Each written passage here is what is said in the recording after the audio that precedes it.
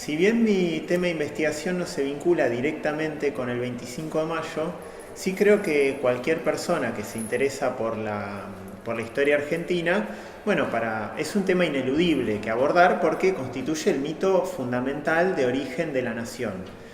Como todo mito, se construye sobre la base de un acontecimiento verdadero, pero después se tejen miles de versiones y de las cuales en algún punto todos damos nuestra propia versión, porque construir una versión propia del 25 de mayo es necesario para construir una versión propia sobre la nacionalidad. Entonces, yo inclusive en el caso concreto de mi trabajo, que estudio sobre el Partido Socialista en los años 20 y 30, encuentro un montón de referencias que hacían al 25 de mayo, tratando de construir una interpretación propia, o inclusive tratando de apropiarse un poco selectivamente de un panteón nacional, aún siendo socialistas, que el socialismo era una ideología internacionalista, pero aún así sentían como la necesidad de construir una apropiación del pasado nacional. Bueno, a la Revolución de Mayo llego, por un lado, por la cátedra de la cual formo parte, que es Historia Social Latinoamericana, en donde las revoluciones de independencia constituyen el tema inaugural de la materia. Pero sobre todo llego por mi tema de investigación doctoral, en donde analizo, entre otros acontecimientos, los festejos de la Revolución de Mayo que organizó el gobierno de Cristina Fernández de Kirchner allá por el 2010. Y puntualmente lo que me propongo ver son los modos en que se reconstruyó y representó la historia nacional, incluida la Revolución de Mayo. Un poco con la intención, pero también con la certeza de que ese análisis a mí me podía permitir comprender un poco más y discutir también la etapa de gobierno kirchnerista que se abre en el 2008 tras la llamada crisis del campo. Entonces, bueno, si lo que yo quería era reflexionar sobre los usos del pasado independentista que había hecho el gobierno de Fernández de Kirchner, inevitablemente tenía que preguntarme o conocer también qué había pasado en aquella otra época.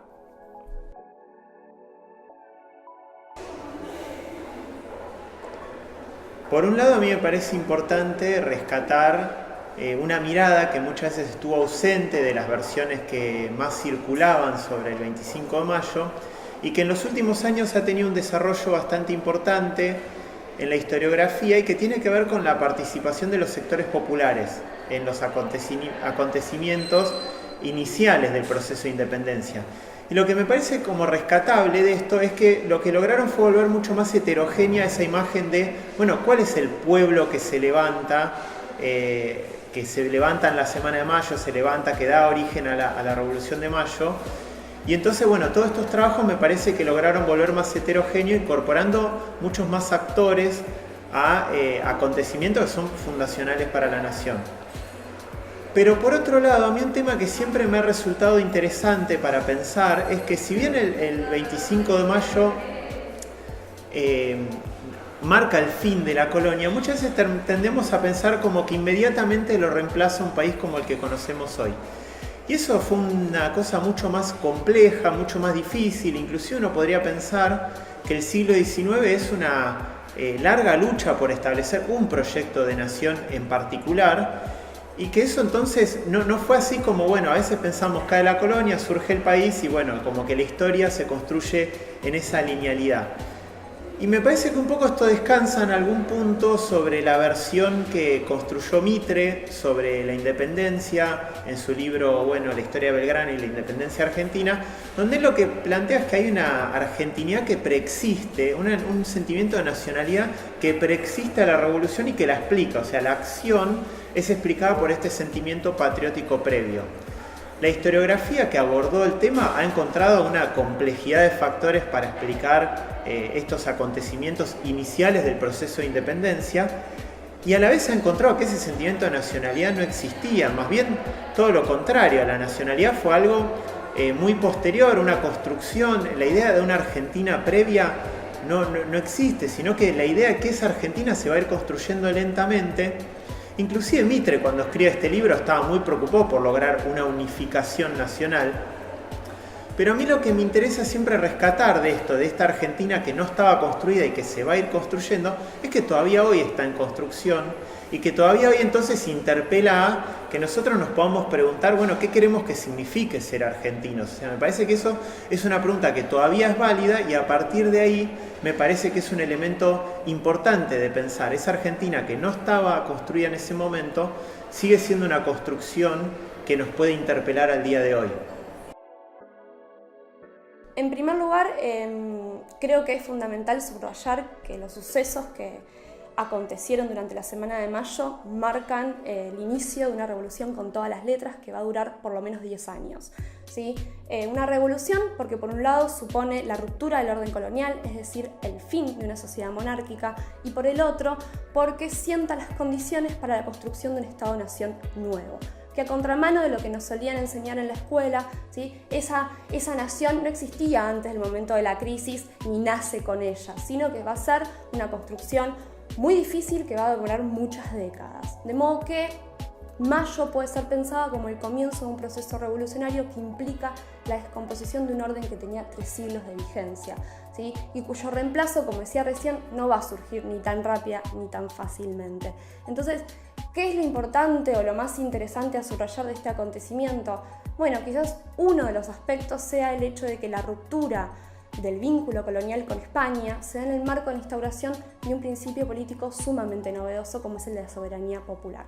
¿Qué significa esto? Bueno, ¿qué significa esto? Es que tras el estallido de la crisis imperial, ¿sí? que se desata en 1808 cuando las tropas de Napoleón invaden España, se producen las abdicaciones regias y Napoleón nombra como rey a su hermano, bueno, en ese momento lo que ocurre es un vacío político, un vacío de poder. ¿Por qué? Por un lado, porque el legítimo rey estaba cautivo, y por el otro, porque el nuevo rey era un impostor, no era reconocido como tal. ¿Qué implicancias tiene esto? Bueno, básicamente que no había rey, ¿sí? Entonces, ante esa incertidumbre se volvió urgente y necesario resolver qué hacer con el poder y la gobernabilidad, ¿sí? Entonces, ante la ausencia del único fundamento que podía mantener unida una estructura imperial, que por otro lado ya estaba debilitada, ¿sí? Es el pueblo, a través de las famosas juntas de gobierno, el que asume la soberanía, en nombre del rey y a la espera de su regreso, al menos en un principio. Entonces, ¿qué quiero decir con esto? Bueno, que es en ese momento que los pueblos, ¿sí? se vuelven una pieza central de los nuevos tiempos, en la medida en que son reconocidos como sujetos soberanos, ¿sí? Y es ese contexto lo que empuja a las élites criollas, pero también a las clases populares, a discutir el orden vigente, a desafiar el estado de cosas. En ese sentido, uno podría decir que la Revolución de Mayo es la única revolución triunfante de nuestra historia, ¿sí? Y como tal refiere a un horizonte de sentido en donde todo era susceptible de ser transformado, desde el orden político, pero también el carácter profundamente racista y profundamente jerárquico de la sociedad, más allá de que, como bien sabemos, eso no se haya logrado. Yo considero que lo que perdura del 25 de mayo sobre todo es el símbolo, el valor de ese símbolo. Y creo que un poco lo que perdura hoy es la posibilidad de apropiarse de ese símbolo. Un poco lo veo, por ejemplo, ahora está esta propuesta de hacer un cabildo abierto por la ciencia. Entonces como que se reactualiza esa idea de, bueno, ese pueblo que quiere saber de qué se trata, bueno, simbólicamente se puede reapropiar en un sector como el sector científico que dice, bueno, no solo ha sufrido un recorte muy importante, sino que también se le ha cortado el diálogo. Entonces ese saber de qué se trata también puede perdurar como símbolo para pedir participar en conjunto con el gobierno de una política científica que justamente apunta a construir la soberanía nacional. Entonces, yo lo que considero ahí es que es ese símbolo lo que perdura con mucha fuerza, aunque sean muy diferentes las circunstancias, obviamente, en que eso se produce.